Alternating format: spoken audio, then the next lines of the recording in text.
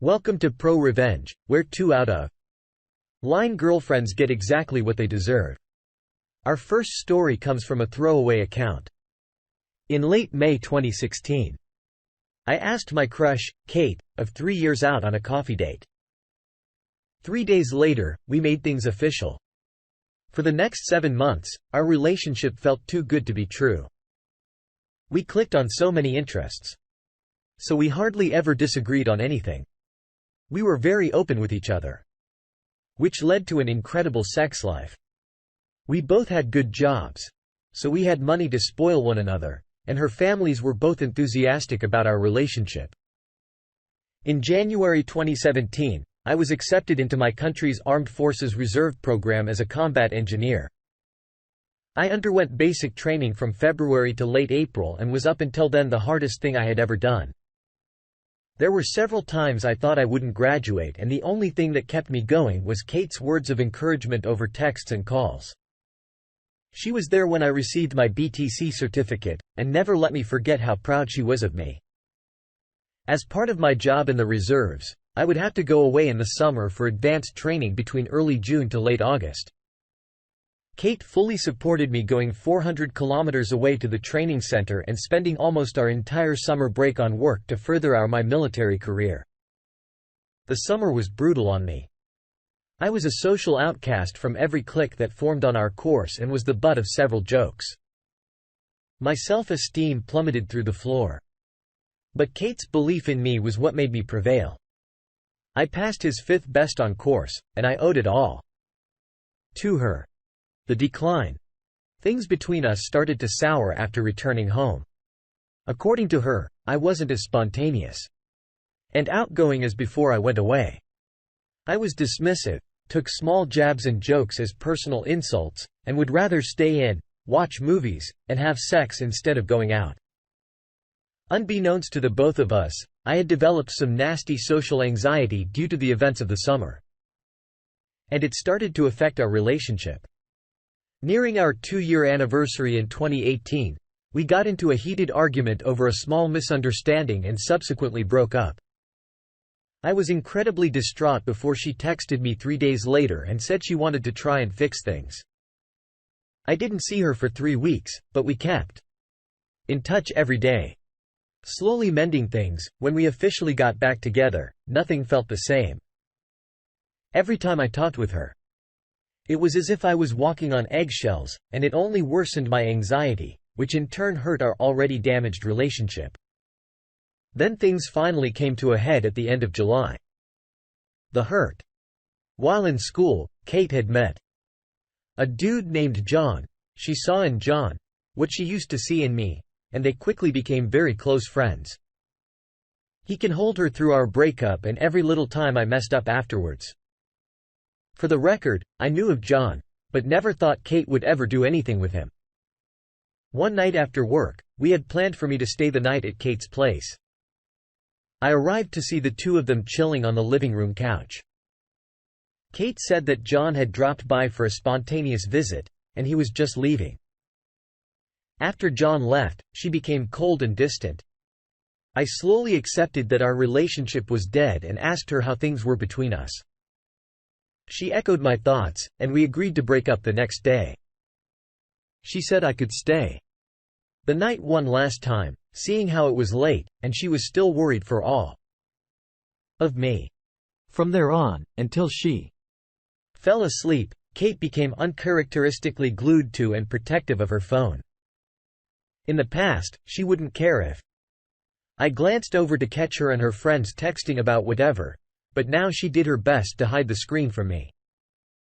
I asked her about it, and she said it was private stuff, which only raised more questions. After she fell asleep, curiosity got the better of me. I unlocked her phone. I knew her passcode, and found hundreds of messages between her and John. Messages about how she was now single, how exciting it was that they could now be a couple in public, and laughing at me about every little thing I did. I quietly sobbed as I read through each hurtful text. My crying wasn't as quiet as I thought. Kate stirred, and once she realized what I was doing, she threw a fit. I couldn't find the anger of words to come at her, so I just grabbed my stuff and left. With Kate shouting and yelling at me the whole time. It was late in the morning when I got home. I just broke down and ugly cried all night. I called in sick from work the next day and spent it soaking in my bed. The day after, I got several angry texts from Kate's friends and family. In a bid to save her image and denounce anything I might say about her, she told anyone she knew that I had forced myself upon her that night in one last attempt to get some before we broke up, and left after the deed was done. Though what I had done was scarring, she refused to press charges because she didn't want to make a circus of her life in court and was the bigger person by doing so. I spent the next few months in fear that her allegation would have me discharged from the army and my image forever tarnished, but nothing ever happened. The revenge. 5 months afterward, Kate DM'd me. After pleasantries, she basically apologized for the whole thing and actually admitted to faking it, though she would never publicly admit it to save her own reputation. My image be damned, this angered me, but I kept cool. I screenshot the text and continued talking with her. Over the next 3 months, she entered into a cycle of events as follows. Complain about our current life situation, usually about John screwing up in the relationship in one way or another and asking for advice, limiting our relationship, how I never screwed up like John did, how she wished we could go back to the way things were, blah blah blah. Ignoring me because John finally pulled his head out of his ass, did some huge romantic gesture and saved the relationship. Going on a smear campaign on social media about our relationship, employing her friends for help, knowing in full that I would see it all and trying to bait me into an argument. It would work. She would try to turn the argument around and paint me as the bad guy, and then block me for about a month before repeating the cycle. This happened 3 times, like clockwork, and always left me burnt out and broken, but a part of me wanted it to happen. Each time I did, I took screenshots of every damning thing she said.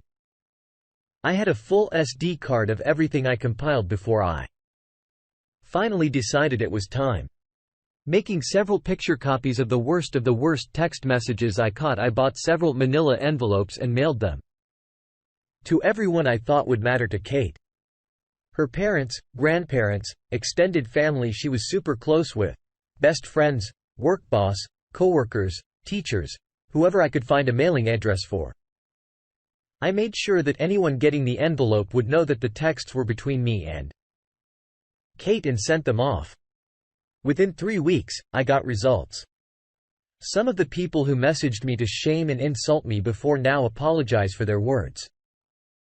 My favorite was from her own parents, who went on to say that they were deeply sorry about their daughter's behavior, how they raised her to be better than how she acted, and to please not pursue any legal actions. The thought had crossed my mind, but I didn't have the money nor the mental fortitude to fight a legal battle. I told them I'd think about it and that they'd be the first to know besides Kate if I did. Kate sent me some text as well with things like, "How could you betray my trust like that?" Or "You ruined my life, you bastard." I didn't reply. I just read every angry text that flew in with a satisfied grin and then blocked her when they stopped. Never fully found out how badly her life was affected by my revenge. But I do know that she dropped out of school and no longer has a job. I hope John was worth it. Hey, original poster. This is such a hectic story, and it really sucks that you had to go through the stress of her cheating and lies. I commend you for powering through the situation and keeping your cool while collecting the evidence to strike back. Our next story comes from the user Just Wait. It gets better. As a dumb freshman, I rushed into a relationship with a freshman girl who lived right above me. We'll call her Megan. It was convenient for me to date someone who lives so close, but everyone else in our building hated Megan because she talked a lot and almost exclusively about herself. She bragged often about being a fairly aggressive person, but somehow I overlooked that mile-wide red flag. Right after Thanksgiving break, at the end of an evening class, I got a call from my mom who noticed some unusual activity on my checking account. Back then, I had no credit card. So this account/debit card was my only access to my savings while I lived on campus. I rarely needed to buy anything during the semester. I was puzzled to find that a $104.29 had left my bank account over 2 weeks in the form of 6 Grubhub food orders. At this point, I trusted Megan, but I decided to ask her about the money right away. She denied any involvement and suggested that I cancel my debit card. After a really long phone call to the bank, I did just that. Next, reached out to Grubhub customer service on Twitter. "Hey, my card was stolen and used for food orders on these dates. Can I have the receipts?" They sent me the first and last receipts, but they had to redact the personal info of the account holder. I say it redact in quotes because they just used the Snapchat draw tool. And Megan's name was clearly visible on both receipts. What's more, the most recent receipt was only 2 hours old. She was probably still eating when I chopped up my debit card. It's worth noting that she and I both had unlimited dining plans, paid for by our respective parents. And we live 500 feet from the nearest dining hall. She didn't need to order food, and she definitely didn't need my money to do it.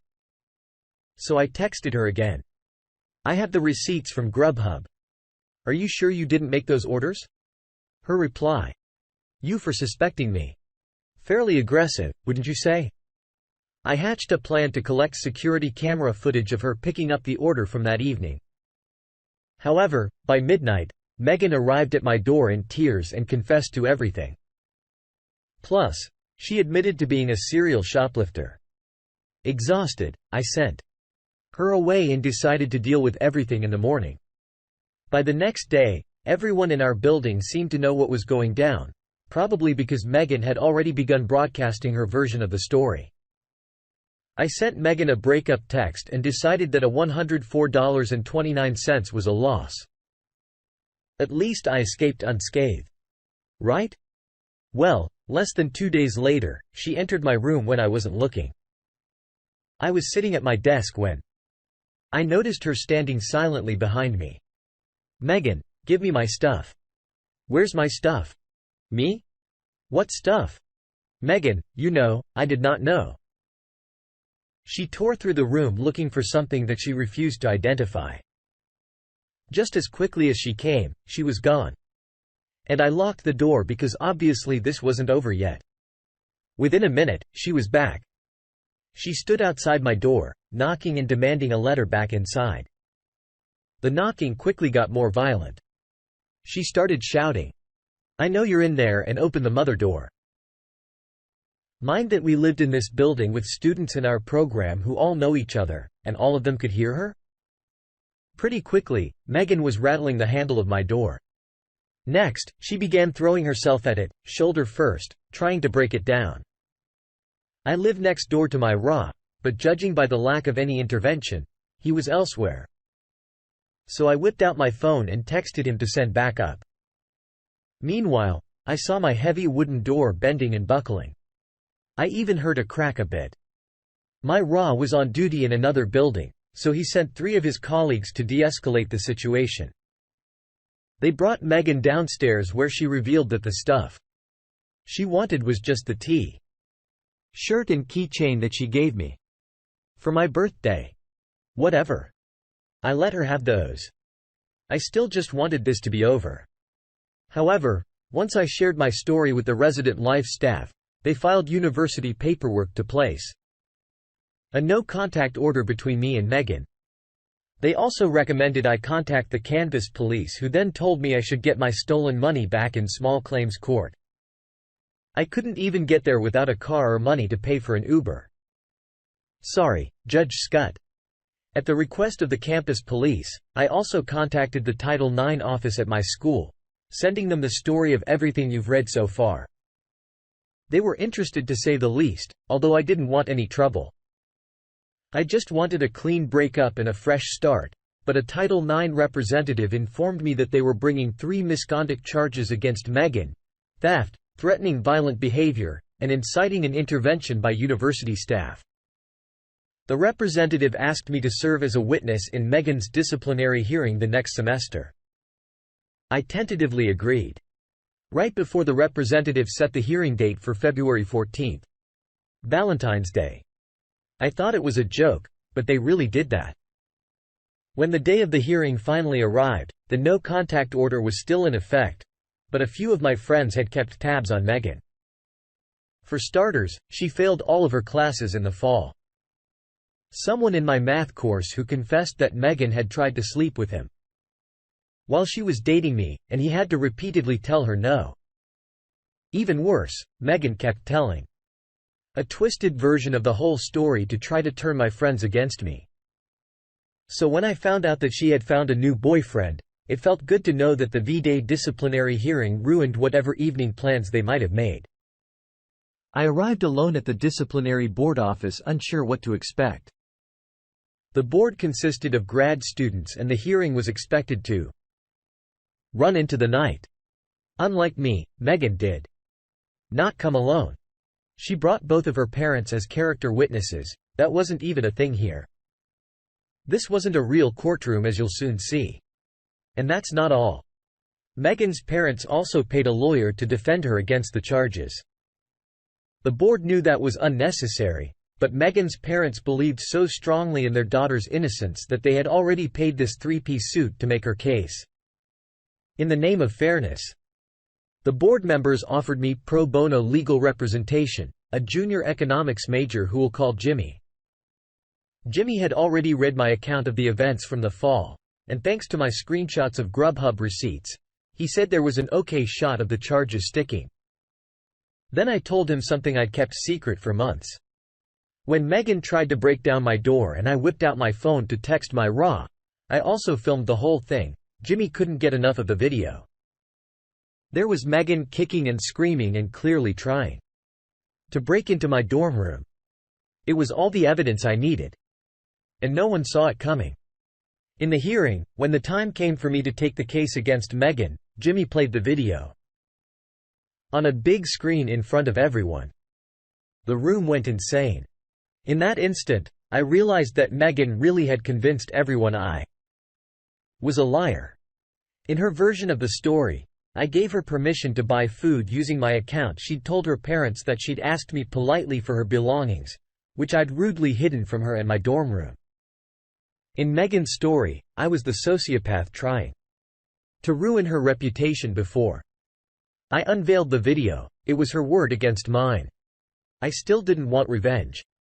Even after finding out that Meghan tried to cheat on me, but when I saw her parents flipping out of the video. Why didn't you tell us you did this? And her lawyer raising hell. This evidence was not provided in pre-trial disclosure and a board member standing over him. Sir, this is not a court of law. Please return to your seat, and him shouting objection.